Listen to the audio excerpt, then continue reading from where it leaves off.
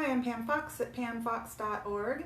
Today I'm doing a Q&A, and my question, I'm not going to mention the name because it was a private question, but my question is, hi Pam, what is the best exercise to strengthen the lower esophageal sphincter? So that's what I'm going to be talking about today. If you're new to following me, make sure you hit the follow button. I typically come on, I've been trying to be more consistent, coming on 2 to 3 times a week to answer your questions. I help people who have hiatal hernias to help them reverse their hiatal hernias naturally. I have an online course at my website, pamfox.org, if you want to check out that for more information. Okay, so just a little bit of background for new followers or for newly diagnosed people. Your lower esophageal sphincter is the valve that connects your esophagus to your stomach. So I'm just going to draw a picture really quick of what a ideal or healthy situation would look like. So when I stream live, everything's reversed, so don't worry about orientation too much. But this is the diaphragm here. This is the stomach sitting just underneath the diaphragm. This is the esophagus that comes up through the hole known as the hiatus, which is right here. Okay? Where your esophagus and your stomach connect, there's a little valve here. It's the lower esophageal sphincter. Okay, and I'll refer to that as the LES.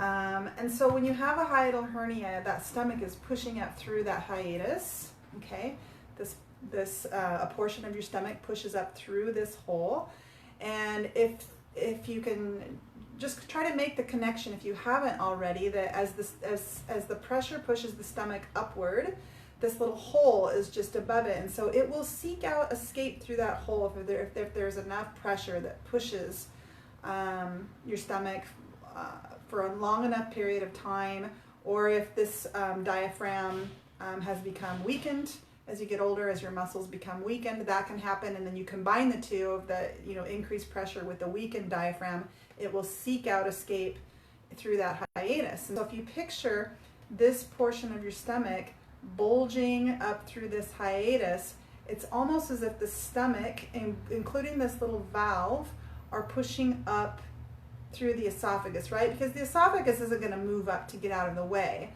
as the stomach bulges through the diaphragm. So this little valve right here then bulges up into the chest cavity or into the esophagus. And so that's what you have to understand. My question today, what is the best exercise to strengthen this lower esophageal sphincter? And she's asking because she has a hiatal hernia. She has the symptoms that the hiatal hernia created, which are many.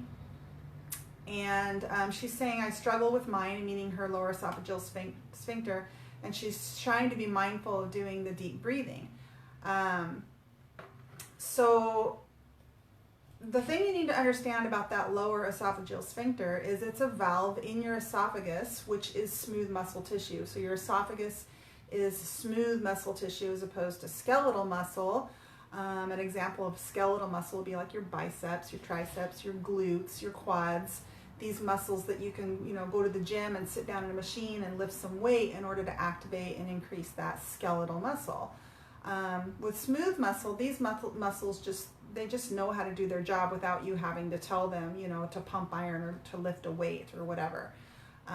So the muscles of the esophagus, they contract mechanically to move the food downward, to swallow and to push food through that valve, and that valve knows how to relax and open in order to receive that food into the stomach, and then it also knows how to clamp down and squeeze tightly in order to not allow food to move up.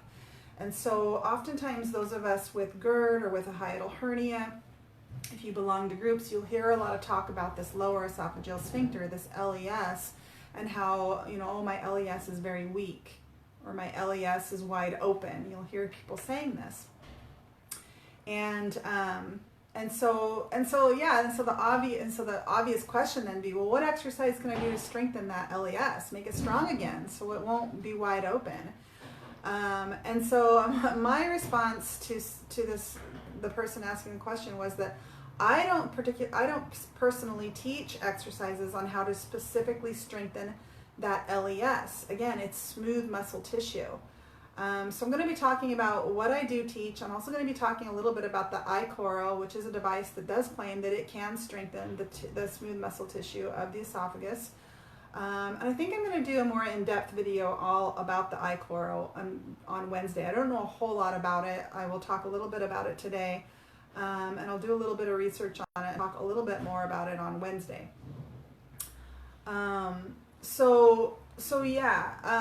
The exercises that I teach are how to move the stomach down. It's mastering this ability to move the stomach down, knowing which things you can do to help support that downward movement besides just the exercises that I teach, so that you can reverse your hiatal hernia and take that pressure, like I was saying here, of that stomach being bulging through the hiatus, move everything down so that this valve can begin to be able to do its work, do its job. It can heal and it can strengthen and begin to do its job because it doesn't constantly have this pressure on it, right? And I always use the analogy of a beach ball. If you've ever blown up a beach ball, you have to push on that little one-way valve in order to blow that air in. You let go and then the air is trapped in there. But what happens when you push on that little valve? The air releases.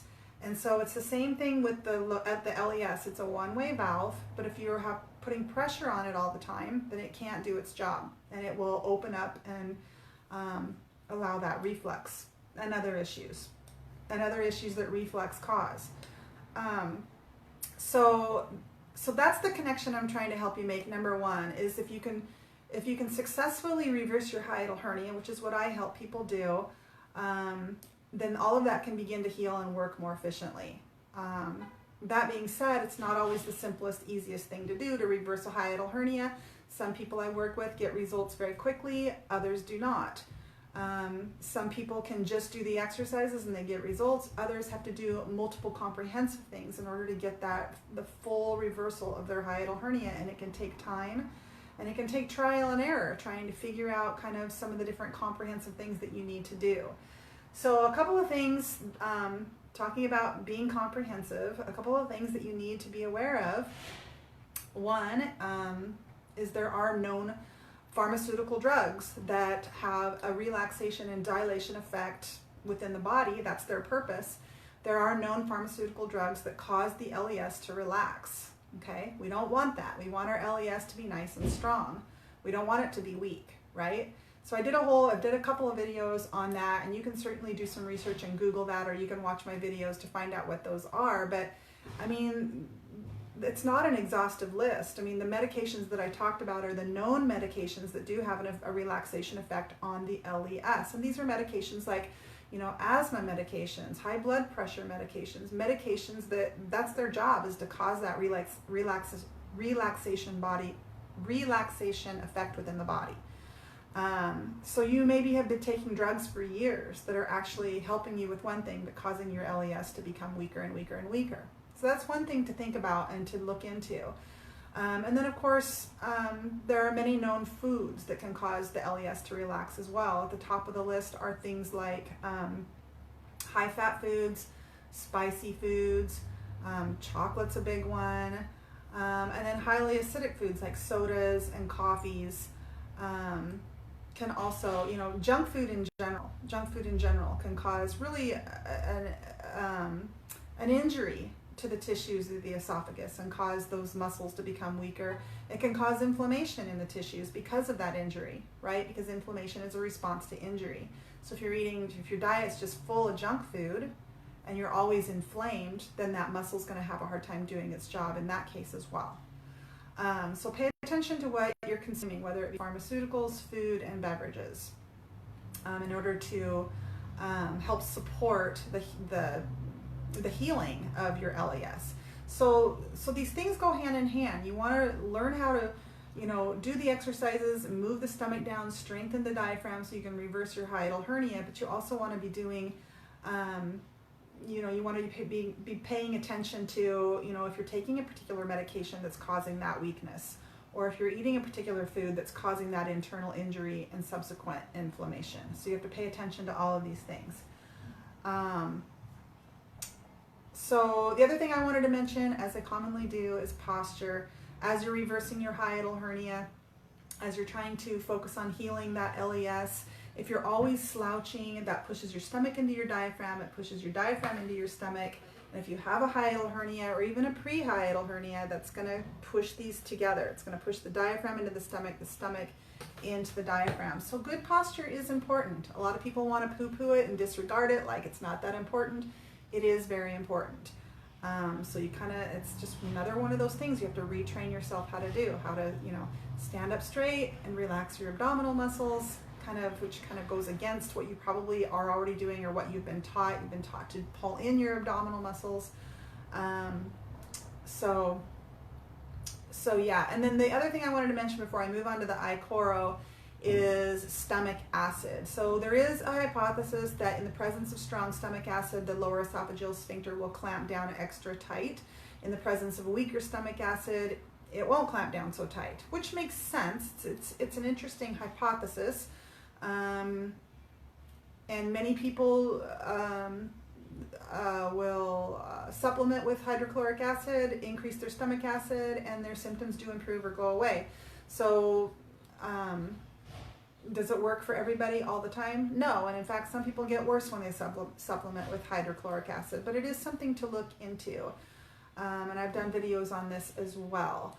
So yes, the LES and this whole idea that it will clamp down tight in the presence of strong stomach acid, it won't clamp down, it'll get weak in the presence of a weaker stomach acid. The last thing I want to talk about is the iChiroo, which if you haven't heard of it yet, I don't know what rock you've been living under, but if you're newly diagnosed, you probably haven't heard of it yet. It is a device. It's been around a little while. It's not even available in the US today.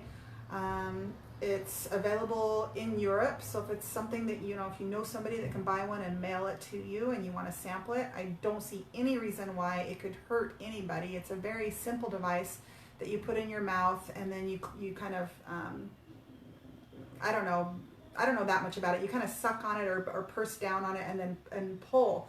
Like you're kind of pulling on it while you're clamping down with the muscles of your tongue and your mouth. And you just do it a few times a day, and in the period of 6 months, it's supposed to help strengthen. Their claim is that it will strengthen and activate the musculature from the tongue down to the diaphragm. And there are 5 papers, and again, I'm going to talk more about this on Wednesday. I'm going to do a little bit of research, but there are 5 papers that have been published, some studies that have been done on this device.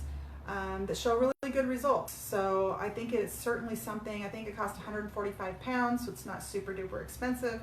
It's certainly cheaper than surgery.